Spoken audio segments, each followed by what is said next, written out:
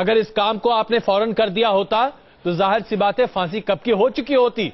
आप खुद नहीं चाहते थे। देखिए, आप मूल सवाल पर आइए, क्योंकि इनको विचार डीएमके और एडीएमके का सपोर्ट होना चाहिए। जो देखिए माननीय सुप्रीम कोर्ट ने क्या कहा, वो सुप्रीम कोर्ट का अपना विचार देने की स्थिति से है। मैं सुप्रीम कोर्ट की कथनी पर बात नहीं कर रहा हूं भक्तचरण जी, आप बहुत परिपक्व राजनीतिज्ञ हैं। लेकिन क्या लाइफ टर्म को इस तरह से लाइटली नहीं, आप सोचिए तो सही भक्तचरण जी। हमारे देश में आतंकवादी घुसते हैं, हमला करते हैं और हम उन्हें सजा नहीं दिलवा पाते और कानून की हम दुहाई देते हैं। आपकी सरकार बैठी रही साहब। आज आप जयललिता जी के फैसले पर इतनी तीखी प्रतिक्रिया दे रहे हैं। अगर मैं पलटकर आपसे यह कहूं कि 10 साल तक आपने आंख बंद क्यों कर रखा था, क्या इसका जवाब यूपीए सरकार के पास है? क्या प्रधानमंत्री मनमोहन सिंह इस पर कोई जवाब दे सकते हैं? क्या गृह मंत्री शिंदे इस पर कोई जवाब दे सकते हैं? देखिए, ये देश लोकतंत्र प्रिय देश है, महात्मा गांधी जी का देश है और हर जवाब आप हत्या से हर किसी को हिंसक तरीके से दे दें और कोई अपील कर रहा है इसको टोटली इग्नोर कर दें, ये भी ये देश मंजूर नहीं करता है। आप बताइए ना, ये फैसला नहीं निकलता, लेकिन ये मतलब नहीं निकलता कि आप दोषी को छोड़ दें। नहीं भक्तचरण जी, बस इतना बता दीजिए, सुप्रीम कोर्ट ने फांसी की सजा मुकर्रर कर दी थी। अपील थी, मर्सी पिटीशन की, जो कि पेंडिंग पड़ी थी, जिस पर राष्ट्रपति ने 11 साल तक फैसले नहीं लिए। कार्यकाल बदले, राष्ट्रपति बदले, आपकी सरकार चुनी, हार और दोबारा चुनी गई, लेकिन आपने भी कोई फैसला नहीं लिया। आप भी तो गंभीर नहीं थे।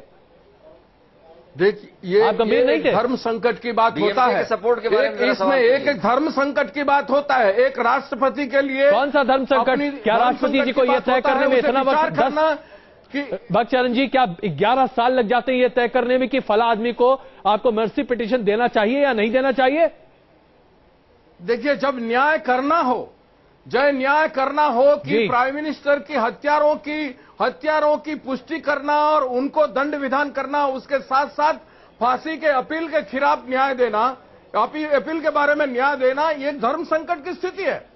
आप ये मान रहे हैं कि आपके पास धर्म नहीं? कि 10 साल हो गया, 11 साल हो गया। बिल्कुल भक्तचरण जी, आज जो हुआ है, भक्तचरण जी, अगर मैं आपसे एक बहुत छोटी सी बात कहूं, सरकार इस तरह से दोषी को छुटकारा देना चाहिए। भक्तचरण जी, मैं आपसे बस एक बहुत मोटी बात समझना चाहता हूं। राहुल गांधी के दिल का दर्द आज बाहर निकल कर आया, बहुत अच्छी बात है, लेकिन ये दर्द 10 साल से कहां था? जब आपकी सरकार को फैसला लेना था तो उस वक्त राहुल गांधी क्यों नहीं कुछ बोलते थे? क्या उस वक्त एक प्रधानमंत्री अपनी हत्या का इंसाफ नहीं मांग रहा था?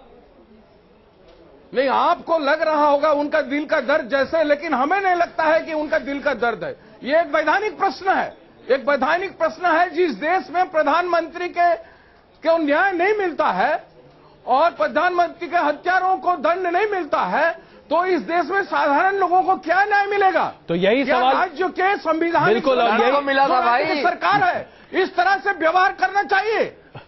आइए भक्तचरण जी, हम आपको एक बात फिर दंड मिल, जैसा कि अभी शेष नारायण जी ने कहा, भक्तचरण जी, सुप्रीम कोर्ट ने फांसी की सजा बहाल की थी, यह तय है। मर्सी पिटीशन राष्ट्रपति के पास था, जो कि एक पॉलिटिकल डिसीजन है सर। यह कोई कोर्ट का फैसला नहीं था, कोर्ट ने फैसला दे दिया था। एक पॉलिटिकल फैसला लेना था जो आप नहीं लेना चाहते थे। आप कहना नहीं, तो क्या आप कहना चाहते हैं कि माननीय सुप्रीम कोर्ट ने जो कमिट किया है आज, वो क्या पॉलिटिकल डिसीजन है? सुप्रीम कोर्ट ने कमिट नहीं किया है। आज जयललिता जी की बात हो रही है और सुप्रीम कोर्ट ने कहा कि अगर आप 11 साल तक किसी आदमी को इंसाफ नहीं दे सकते, आप लटका कर रख सकते हैं, झुला सकते हैं, तो जाहिर सी बात है उससे फांसी देने के बजाय उम्र कैद में रखिए। सुप्रीम कोर्ट अपनी जगह बिल्कुल सही है सर, सुप्रीम कोर्ट अपनी जगह बिल्कुल सही है। आपकी नाकामी है, आपकी नाकामी थी कि आपने फैसला नहीं लिया। आपकी नाकामी है, आपने फैसला नहीं लिया है कि सुप्रीम कोर्ट ने अगर निर्णय लिया तो हम उसका सम्मान करते हैं। इसका मतलब ये नहीं कि राज्य की सरकार सुप्रीम कोर्ट का न्याय का कुछ दूसरा इंटरप्रिटेशन करे। चलिए, आपकी ये बात सही है, लेकिन सुप्रीम को आप ये मानिए भक्तचरण जी, मैं वाकई में आपसे आग्रह करता हूं, आप ये मानिए कि राजनीतिक लाभ के लिए आप लोगों ने भी इस फैसले को 11 साल तक छोड़ दिया था। सिर्फ राजनीति है या कुछ नहीं? राजनीतिक लाभ नहीं, इसमें मानवीय चरित्र होता है, ह्यूमन कैरेक्टर। और ये देश गांधी जी का देश है, इसको आप नहीं भूलिए। बुक्कल नवाब साहब हमारे साथ जुड़े हुए हैं, समाजवादी पार्टी के वरिष्ठ नेता। बुक्कल नवाब साहब, ये मानवीय चरित्र आपको भी दिख रहा है क्या?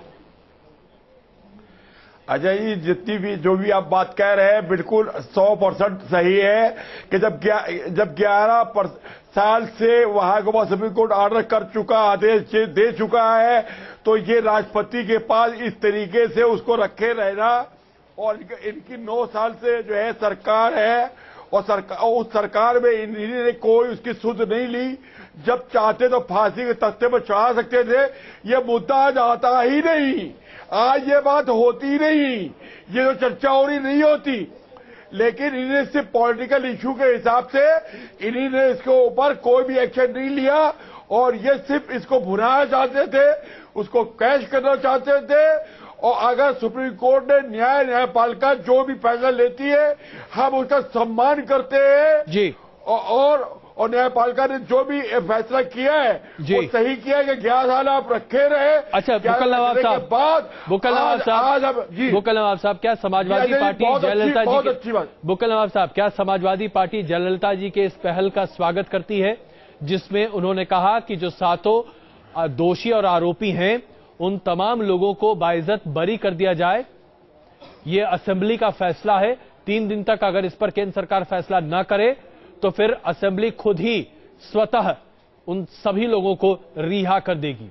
क्या आप जयललिता जी के इस फैसले का समर्थन करते हैं, या आप राहुल गांधी की बातों का समर्थन करते हैं, जहां उन्होंने कहा कि एक प्रधानमंत्री को इस देश में इंसाफ नहीं मिल सकता? देखिए, ऐसा हैगा कि अब जयललिता जी की जहां तक बात है वो हमको तो मालूम नहीं, हम तो आपके ही मुंह से ही इस बात को सुन रहे हैं। अब इसको हम अध्ययन करेंगे, उसके बाद फैसला करेंगे कि क्या करना चाहिए, क्या नहीं करना चाहिए। चलिए, तो इसलिए आप उस पर कोई कमेंट्स नहीं कर सकते। बिल्कुल, आप कमेंट नहीं कर सकते। बिल्कुल। आइए अब आपको हम एक बार फिर सुनाना चाहेंगे कि राहुल गांधी ने जो अपनी बातचीत है, जब वो अमेठी में मौजूद थे, उस वक्त किस तरीके से अपनी बातों को सामने रखा। राहुल गांधी की बातों में न सिर्फ दर्द था, बल्कि हमारे देश की कानून व्यवस्था और साथ ही साथ हमारे तमाम राज्यों की कार्यप्रणाली पर एक बहुत बड़ा सवालिया निशान भी था। देखिए उन्होंने क्या कहा। आखिरी बात आपसे कहना चाहता हूं, जो मेरे दिल में है, राजीव गांधी जी ने यहां काम किया था। जी जी, जोर से बताओ अगर किया भाई, बोलिए किया था, जोर से बोलिए ना। आज उनके हथियारों को जेल से छोड़ा जा रहा है। जी, शेम शेम शेम, शर्म की बात है, ये बहुत शर्म की बात है। देखिए, हिंदुस्तान में प्रधानमंत्री को न्याय नहीं मिलता। प्रधानमंत्री ने अपनी जान दी और उनको न्याय नहीं मिलता, और फिर हम न्याय की बात करते हैं। ये मेरे दिल की बात है, इसे मैं आपसे कहना चाहता हूं। नहीं, सब लोग इस पे, सबको तकलीफ है। सर, राजीव गांधी के हत्यारों को छोड़ा जा रहा है, इसके लिए सारे लोगों को तकलीफ है। सर, मैं अपने आप फांसी के खिलाफ हूं, मैं फांसी को नहीं मानता हूं, ठीक है, और सचमुच में मेरे पिता वापस नहीं आएंगे, मगर ये देश की बात है, ये मेरे परिवार की बात नहीं है, मेरे पिता की बात नहीं। अगर कोई इस देश के प्रधानमंत्री को मार सकता है और फिर उसको छोड़ दिया जाए, तो फिर आम आदमी को न्याय कहां से मिलेगा? क्या बात, बिल्कुल नहीं मिलेगा। तो ये सोचने की बात है, हिंदुस्तान को बदलना है। तो राहुल गांधी ने जो बातें कही आपके सामने हमने रखा। आइए आपको एक छोटी सी रिपोर्ट के साथ दिखाते हैं। सुप्रीम कोर्ट के फैसले को आधार बनाते हुए तमिलनाडु सरकार ने राजीव गांधी के 7 हत्यारों के रिहाई का फैसला जरूर ले लिया, और इसकी मंजूरी के लिए केंद्र सरकार को 3 दिन का वक्त भी दिया है। लेकिन गृह मंत्रालय ने साफ तौर पर कहा है कि राज्य सरकार का यह फैसला अपने आप में उचित नहीं है। देखिए केंद्र सरकार ने क्या कहा। मौत के फंदे के करीब झूल रहे मुरुगन, संतन और पैरा रिवलन को मंगलवार को सुप्रीम कोर्ट ने राहत दे दी, क्योंकि केंद्र सरकार उनकी दया याचिका पर 11 साल तक कोई फैसला नहीं कर सकी। इसे देरी को आधार बनाते हुए सुप्रीम कोर्ट ने मौत की सजा को उम्र कैद में बदल दिया। कोर्ट ने कहा कि उम्र कैद का मतलब ये है कि उन्हें पूरी जिंदगी जेल में बितानी होगी। अदालत के फैसले के बाद तमिलनाडु की मुख्यमंत्री जयललिता ने बुधवार को कैबिनेट की बैठक बुलाई, और सुप्रीम कोर्ट के फैसले को आधार बनाते हुए कैबिनेट ने तय किया कि राज्य सरकार अपनी शक्तियों का इस्तेमाल करेगी। कोर्ट के